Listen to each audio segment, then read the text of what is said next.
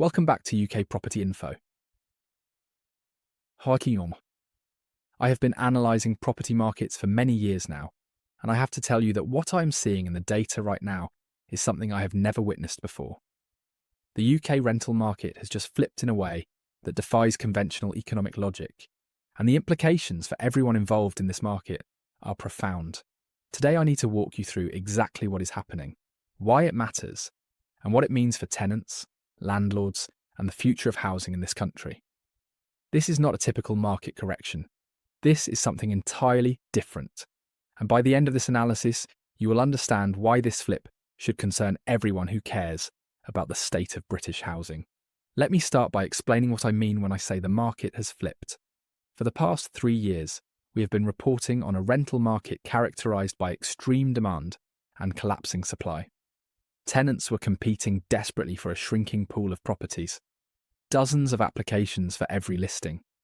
Bidding wars pushing rents far above asking prices. People offering 6 or 12 months rent up front just to secure a home. That was the reality we had become accustomed to covering on this channel. But something has changed dramatically in the past few months. Tenant demand has suddenly plummeted. Inquiries are down significantly. The frenzied competition has cooled. Properties that would have been snapped up within hours are now sitting on portals for weeks. And here is where the paradox emerges. Despite this drop in demand, landlords are still leaving the market at an accelerating rate. Supply is still contracting even as demand falls. This is not supposed to happen. In any normal market, falling demand would encourage sellers to stay and wait for conditions to improve. Instead, we are watching both sides of the market collapse simultaneously. The numbers tell a stark story. Tenant inquiries have dropped by approximately 23% compared to the same period last year, according to data from major property portals. That is a substantial fall in demand that would normally signal relief for the rental market. Competition should be easing. The pressure on tenants should be reducing. But look at the supply side, and you will see something deeply troubling. Landlord sales have increased by 18% over the same period. More landlords are exiting now than they were when demand was at its absolute peak. The pipeline of new rental investment has collapsed to effectively zero. Buy-to-let mortgage applications remain at historic lows. The market is not rebalancing. It is breaking in a completely new way. We have moved from a crisis of excess demand to a crisis where both supply and demand are falling. But supply is falling faster. The net effect is that the fundamental shortage is actually getting worse, not better, even as the headline demand figures suggest otherwise. To understand why demand has suddenly dropped, we need to examine what has been happening to household finances across Britain. Rents have increased by approximately 35 to 40% over the past 3 years in most parts of the country. In London and the South East, many areas have seen increases of 50% or more. These increases have pushed millions of households to the absolute limit of what they can afford. The average renter is now spending somewhere between 40 and 45% of their gross income on rent alone. In London, figures exceeding 50% are increasingly common. This is not sustainable. People simply cannot continue to absorb rent increases at this pace when wages have not kept up. What we are witnessing is not falling demand in the traditional sense. It is demand destruction. The desire to rent has not diminished. The need for housing has not gone away.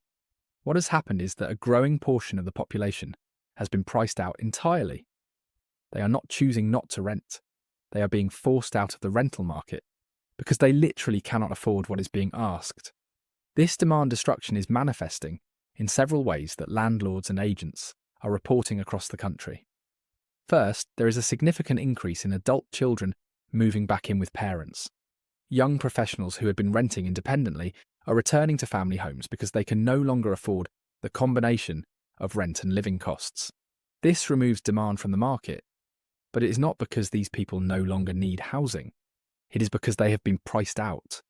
Second, there is increased house sharing among people who would previously have rented alone.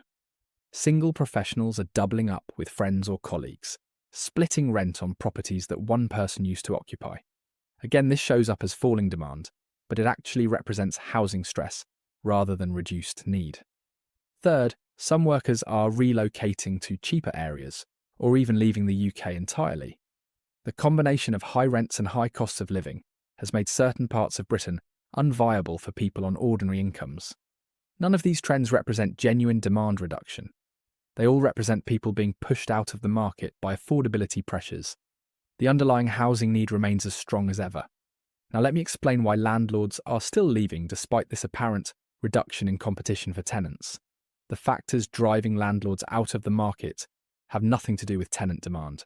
They are structural, financial, and regulatory forces that continue to intensify, regardless of how many inquiries a property receives. Start with the financial mathematics. Interest rates have risen from effectively 0 to over 5%. A landlord who bought a property with a buy-to-let mortgage in 2021 was probably paying around 2% interest. When that fixed rate ended and they came to remortgage, they found rates at 5.5% or 6%. On a £200,000 interest-only mortgage, that is the difference between £330 per month and almost £1,000 per month. That additional £6,000 per year has to come from somewhere. Even with rent increases, many landlords are now operating at a loss on properties that were previously profitable. The tax situation continues to bite hard. Section 24 has been fully implemented now, meaning landlords cannot deduct mortgage interest from their rental income before calculating tax. Instead, they receive a basic rate tax credit. For any landlord who is a higher rate taxpayer, this means being taxed on money they never actually received. A landlord might have rental income of £18,000 and mortgage interest of £12,000, leaving actual profit of £6,000. But they are taxed on £18,000, not £6,000. The effective tax rate on their real profit can exceed 100% in some scenarios. This is not hyperbole or exaggeration. This is the actual mathematics that landlords are facing, and it makes continued ownership financially irrational for many. The fact that demand has dropped does not change these calculations at all. A landlord losing money on a property with 10 applicants is still losing money when there are only 5 applicants. The regulatory burden continues to increase regardless of market conditions. The Renters' Reform Bill is progressing through Parliament, with its abolition of Section 21, no-fault evictions. Whatever the merits of this policy, from a tenant perspective, from a landlord perspective, it represents a fundamental shift in the risk profile of letting property. Many landlords have decided they would rather exit before the new rules take effect than navigate an uncertain legal landscape. Energy efficiency requirements are becoming more stringent. Properties will need to meet higher EPC ratings, requiring potentially significant capital investment. Landlord licensing schemes are spreading across more local authority areas. Electrical safety regulations, gas safety requirements, deposit protection rules, right to rent checks, fire safety standards. Each individual requirement might be manageable. Taken together, they create an administrative and financial burden that many small landlords find overwhelming. None of this changes when tenant demand fluctuates. The requirements remain regardless of market conditions. What we are witnessing is a market that has moved beyond the normal supply and demand dynamics that economists typically rely on. In a functioning market, reduced demand would lead to falling rents, which would encourage some marginal landlords to exit, which would reduce supply until a new equilibrium was reached. The remaining landlords would then benefit from reduced competition among tenants for their properties. But the UK rental market is no longer functioning according to these normal dynamics. Landlords are not exiting because demand is falling. They are exiting because of structural factors that exist independently of demand. And they would continue exiting even if demand surged again tomorrow. This is why the flip is so concerning. It represents a breakdown in the self-correcting mechanisms that markets are supposed to possess. The elastic band we have talked about before on this channel has not just stretched too far, it has snapped entirely. The regional picture reveals interesting variations in how this paradox is playing out. London has seen some of the sharpest drops in tenant inquiries, which makes sense given that affordability pressures are most extreme in the capital. Average rents in London now exceed £2,000 per month. For someone on the London median income, that represents well over 50% of gross pay. The pool of people who can actually afford these rents is shrinking rapidly. But landlord exits in London are also running at record levels, because the combination of high property values, stretched yields, and regulatory burden makes the capital particularly challenging for small investors. The Southeast tells a similar story. Areas that saw enormous rent increases during the pandemic as people fled London are now experiencing demand pullback as those increased rents prove unsustainable. Meanwhile, landlords who benefited from the rent surge are still exiting because the fundamental economics have not improved. The Midlands and the North present a slightly different dynamic. Affordability pressures are less extreme because rents started from a lower base. A tenant paying 35% of income on rent is stretched but not broken in the way that someone paying 50% is broken. Demand in these regions has held up somewhat better, but landlord exits are happening here too, driven by the same national factors of higher interest rates, Section 24 taxation, and regulatory burden.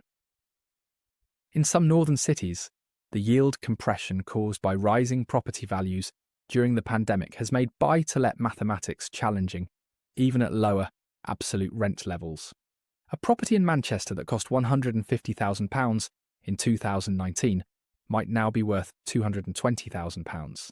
Even if the rent has increased proportionally, the investor refinancing at today's rates faces a very different calculation than someone who bought at the lower price.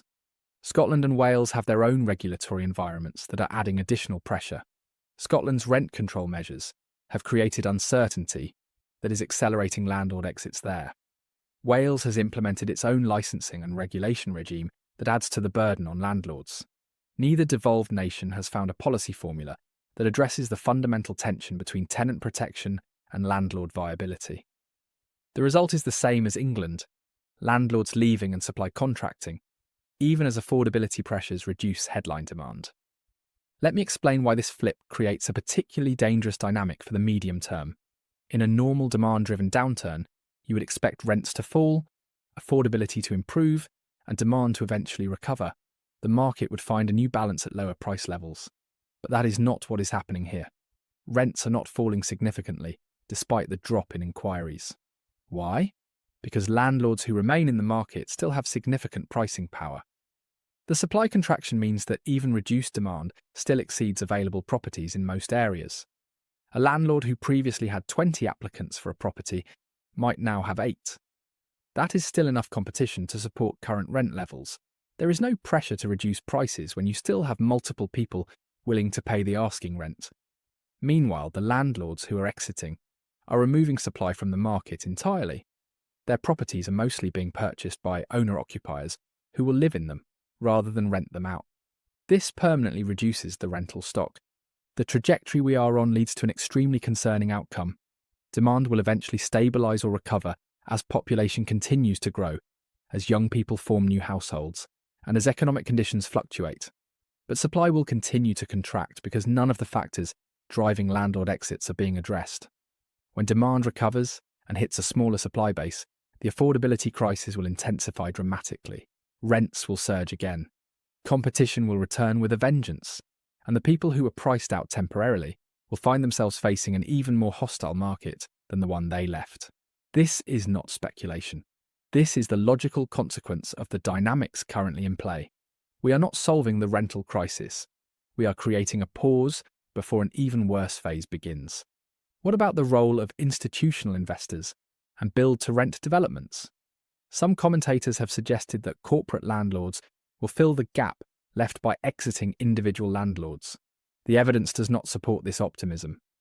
Institutional investors have very specific criteria for their investments. They favour large, purpose-built apartment blocks in city centres, with professional management and amenity offerings. They are not interested in purchasing 3-bedroom semi-detached houses in suburban areas. They do not want Victorian terraces in market towns. They will not buy ex-council properties on housing estates. The types of properties that individual landlords have traditionally provided, the family homes that make up the majority of the private rental sector, are simply not attractive to institutional capital. When individual landlords sell these properties, there is no corporate buyer waiting to maintain them as rentals. They transition to owner-occupation and leave the rental sector permanently. Build-to-rent development has grown but remains a small fraction of the overall market. Even optimistic projections suggest build-to-rent will provide perhaps 2 to 3% of total rental stock over the next decade. That is nowhere near enough to offset the contraction in the existing landlord base. And build-to-rent developments are concentrated in a few urban centres. They do nothing for rental supply in the thousands of towns and suburban areas where individual landlords have traditionally operated. The hope that institutional investment will solve the rental supply crisis is based on a fundamental misunderstanding of what institutional investors want and where they are willing to invest. It is not going to happen. For tenants watching this analysis, I want to be direct about what this market flip means for you. The apparent cooling in demand is not going to translate into significantly lower rents or easier searching conditions for most people. The underlying supply shortage remains severe and is getting worse. If you are currently in a stable tenancy with a reasonable landlord, your priority should be protecting that relationship. Do everything possible to be the tenant your landlord wants to keep.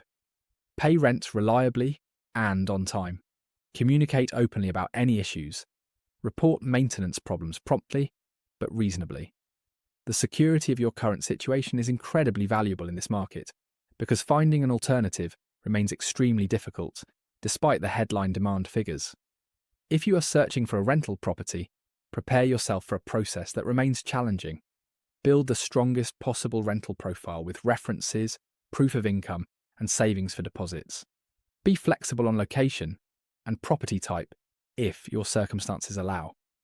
Start searching well before you need to move and be prepared to act decisively when opportunities arise. For landlords considering your position, this market flip does not change the fundamental calculus you face. If you are operating at a loss with no realistic prospect of returning to profitability, the case for exiting remains strong regardless of demand conditions. The factors driving losses, interest rates, taxation, regulation are not going away. Hoping for a demand recovery to somehow solve financial problems that exist independently of demand is not a sound strategy. However, for landlords with low leverage, genuine cash flow, and willingness to operate professionally within the regulatory framework, there remains a viable business. The exodus of other landlords reduces competition. Rents remain elevated even if not growing as rapidly. Yields are improving as prices stabilise or fall. The landlords who survive this transition will operate in a market with less competition and potentially stronger long-term fundamentals. The key is being honest with yourself about which category you fall into. The policy implications of this market flip should concern everyone. We have created a housing system where demand destruction through unaffordability is being misinterpreted as market correction. Policymakers looking at falling inquiry numbers might conclude that the rental crisis is easing and reduce the urgency of intervention. That would be a catastrophic misreading of the situation. The crisis is not easing. It is mutating into something potentially worse. We have millions of people priced out of the rental market, living in overcrowded conditions with parents, or leaving areas where they work. We have a landlord base that continues to contract regardless of demand conditions. We have no meaningful pipeline of new rental supply from any source, and we have no policy response that addresses any of these fundamental problems. The Renters Reform Bill focuses entirely on tenant rights within existing tenancies. It does nothing to address supply. The tax regime continues to treat landlords as targets for revenue extraction rather than providers of essential housing. Planning constraints continue to limit new development. The deposit and reference requirements of the rental market continue to exclude people who could afford rent but cannot access tenancies. What would actually help requires a fundamental rethink that shows no sign of emerging from any political party. We need fiscal treatment that makes rental investment attractive again, rather than punitive. We need regulatory frameworks that protect tenants without creating impossible burdens for landlords. We need massive investment in social housing to provide alternatives to the private rental sector. We need planning reform that allows significantly more homes to be built in areas where people want to live. We need recognition that the private rental sector, for all its imperfections, houses 11 million people who have nowhere else to go. Driving investors out of this market without providing alternatives does not help tenants. It makes their situation worse. The market flip we are witnessing should be a wake-up call that current policy is failing on every dimension. Whether anyone in a position to act will hear, that call remains to be seen. Thank you for watching this UK property info analysis. This market flip represents a new phase in the UK rental crisis that requires careful attention. The apparent easing in demand masks a deepening structural problem that will have consequences for years to come. If you found this analysis valuable, please subscribe to the channel and turn on notifications so you receive updates as this situation continues to develop. Share this video with anyone who cares about housing in Britain, whether they are tenants trying to understand the market, landlords considering their options, or simply citizens concerned about the state of our housing system. Leave your thoughts in the comments below. Are you seeing this demand slow down in your area? Are you a landlord still planning to exit despite reduced competition? Are you a tenant who has been priced out and forced into alternative arrangements? Your experiences help us understand the human dimension of what the data reveals. Until next time, this is UK Property Info, helping you navigate the most unusual rental market in British history. The flip has happened. What comes next is the question we all need to be asking.